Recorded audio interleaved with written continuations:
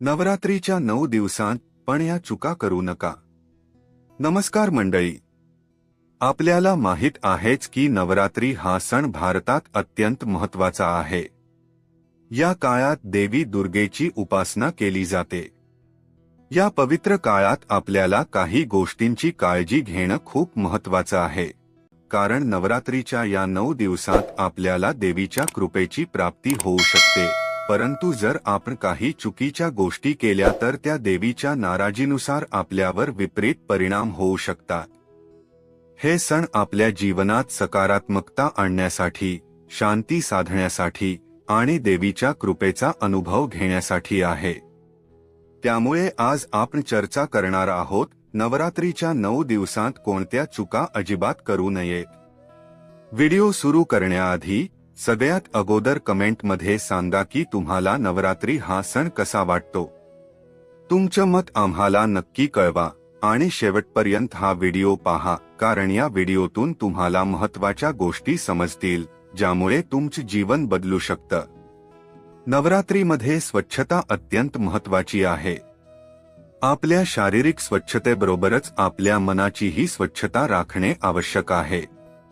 देवीच्या पूजेसाठी योग्य वातावरण तयार करणे हे आपल्या कर्तव्यांमध्ये येते. स्वच्छता साधल्याने देवतेची कृपा मिळते. देवीच्या मूर्तीच्या चारही बाजूने स्वच्छता ठेवणे, पूजा केलेल्या जागेला स्वच्छ ठेवणे या सर्व गोष्टी महत्त्वाच्या आहेत. याच अनुषंगाने एक कथा ऐका. एकदा एका गावात एक भक्त होता जो नेहमी देवीची उपासना करायचा. त्याने देवीच्या मूर्तीसाठी सुंदर कपडे आणि फुलं आणली होती, पण त्याच्या घरी स्वच्छता नव्हती. पूजेला बसताना त्याच्या घरातले सर्व काही अस्ताव्यस्त होते. त्याला देवीची कृपा मिळालीच, पण त्याच्या घरात एक दिवस एक नकारात्मक घटना घडली. त्याच्या घरात पाणी गळत असल्यामुळे त्याला त्याचं घर स्वच्छ करण्यास भाग पडले. त्याने शिकले की देवीला स्वच्छता आवडते आणि म्हणूनच तो पुढील वर्षी स्वच्छता ठेवूनच देवीची पूजा करतो. नवरात्रीचा काळ म्हणजे शुद्धतेचा काळ. देवीची उपासना करताना मांसाहार आणि मद्यपान करणे म्हणजे आत्मा आणि मनाची शुद्धता बिघडवणे. सात्विक आहार म्हणजे फलाहार, भाज्या आणि अन्य पौष्टिक पदार्थ. अशा आहारामुळे शरीर स्वस्थ राहते आणि मन प्रसन्न राहते. यावर एक उदाहरण आहे.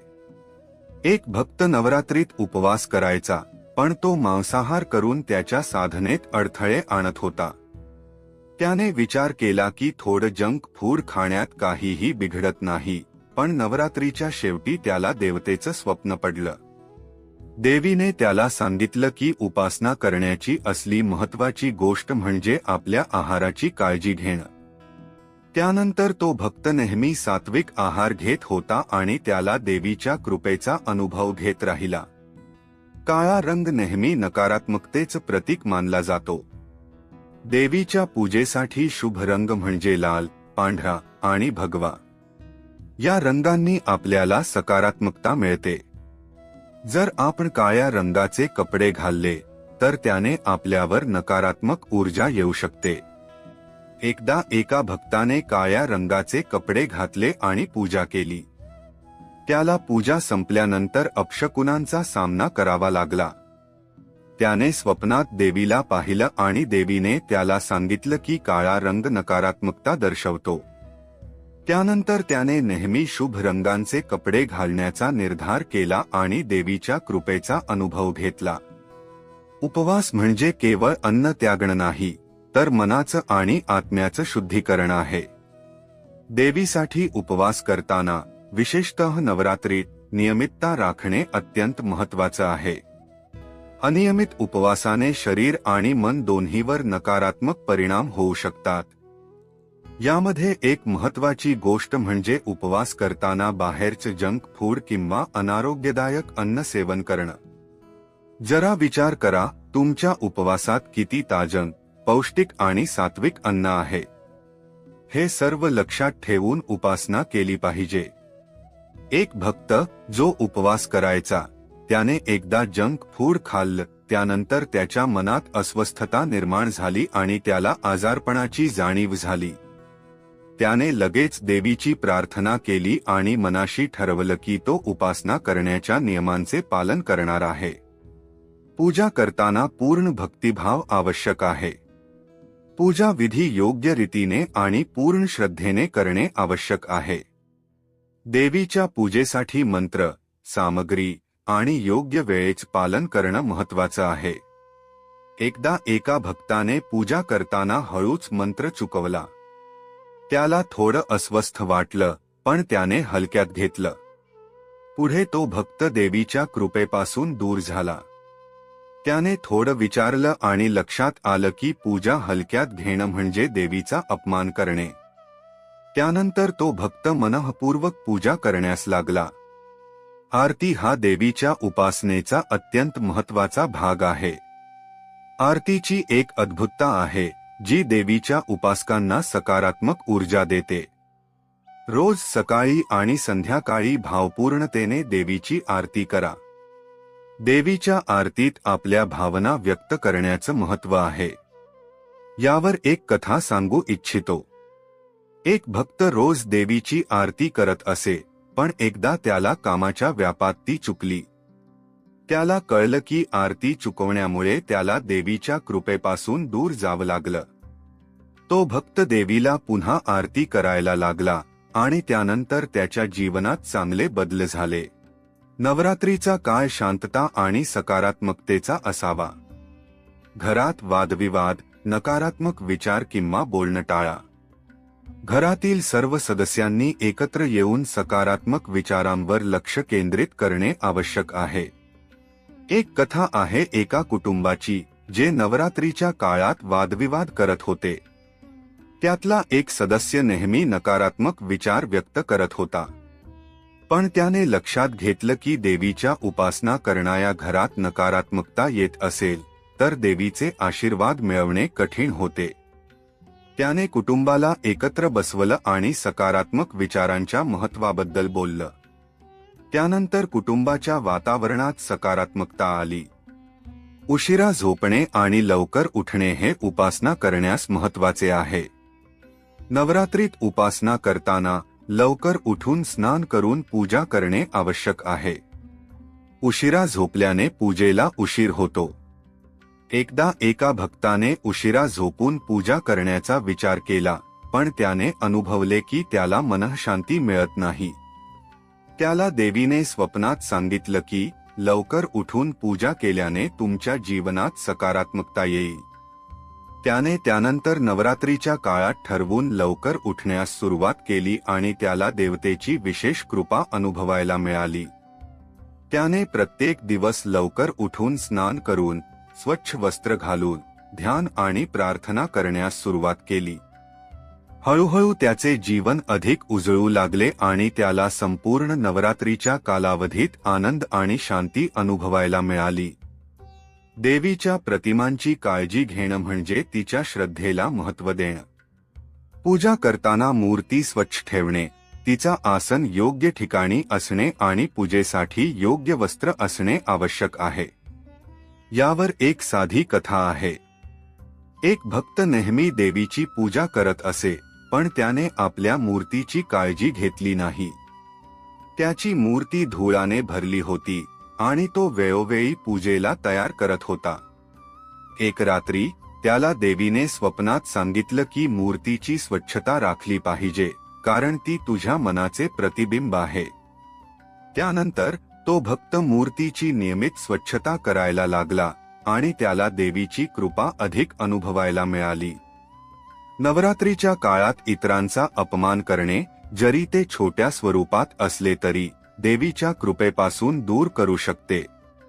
नवरात्री म्हणजे प्रेम आणि एकतेचा काळ, म्हणून इतरांवर चांगले विचार करणे आणि त्यांच्याशी सौम्यपणे वागणे आवश्यक आहे. एक कथा ऐका. एक कुटुंब होते जे नवरात्रीमध्ये पूजेसाठी एकत्र आले होते. त्यांच्यामध्ये काही वाद झाले आणि त्यातले एक सदस्य दुसऱ्या सदस्याचा अपमान करू लागला. त्यानंतर त्याला नवरात्रीच्या काळात अपशकुनांचा अनुभव आला. त्याने लगेच आपल्या कुटुंबाला माफी मागितली आणि तिथेच त्याने वचन दिले की तो इतरांवर चांगले विचार करणार आहे. नवरात्रीच्या काळात नकारात्मक विचारांमध्ये गुंतणे म्हणजे तुमच्या भक्तीला हानी पोचवणे.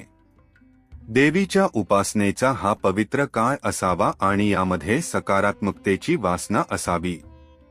एकदा एका भक्ताने नवरात्रीत विचार केला की माझं काही साध्य होणार नाही, मी कितीही पूजा केली तरी काही उपयोग नाही.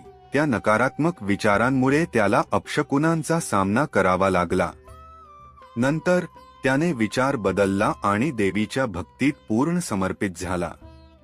त्याने सकारात्मक विचारांना प्राधान्य देऊन आपल्या जीवनात चांगले बदल घडवले.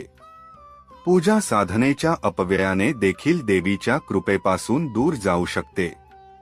पूजा करण्यासाठी लागणाऱ्या वस्त्रांची आणि सामग्रीची योग्य उपयोगिता ठेवणे आवश्यक आहे. साधनेचा अपव्यय करून देवीच्या भक्तीला हानी होऊ शकते. एकदा एका भक्ताने पूजा साधनेचा अपव्यय केला, त्यामुळे त्याला मनःशांती मिळाली नाही. त्याला देवीने स्वप्नात सांगितलं की पूजा साधनेची योग्य उपयोगिता आवश्यक आहे.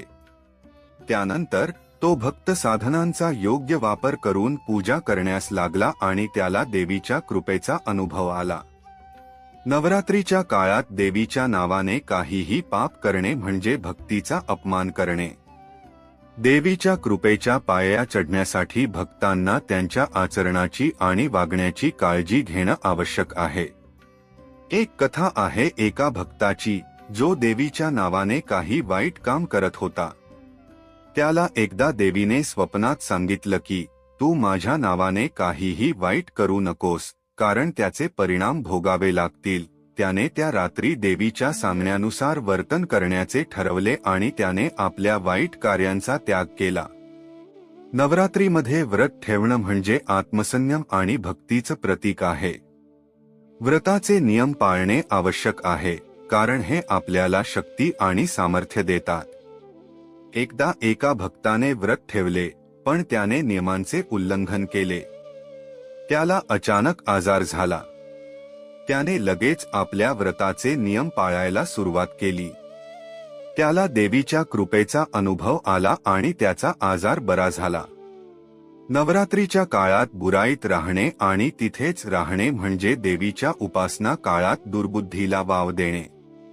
नवरात्री म्हणजे भक्तीचा, प्रेमाचा आणि सहिष्णुतेचा सण आहे.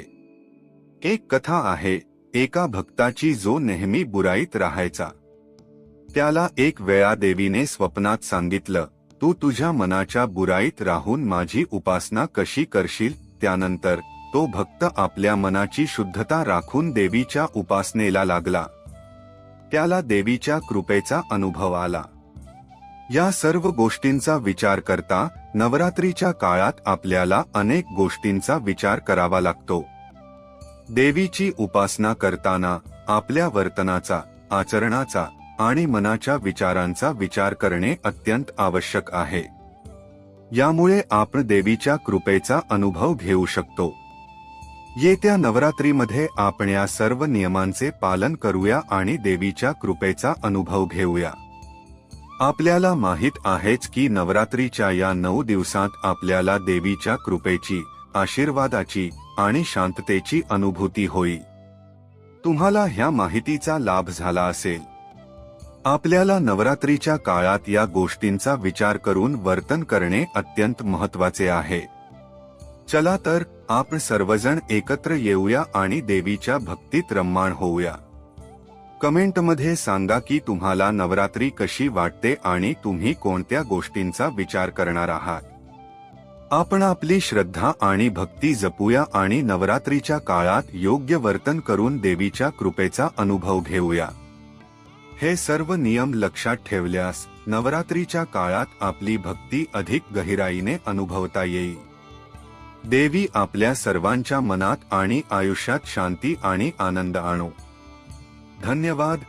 तुम्हाला हा व्हिडिओ आवडला असल्यास कृपया लाईक करा, शेअर करा आणि आपल्या मित्रांना देखील सांगा.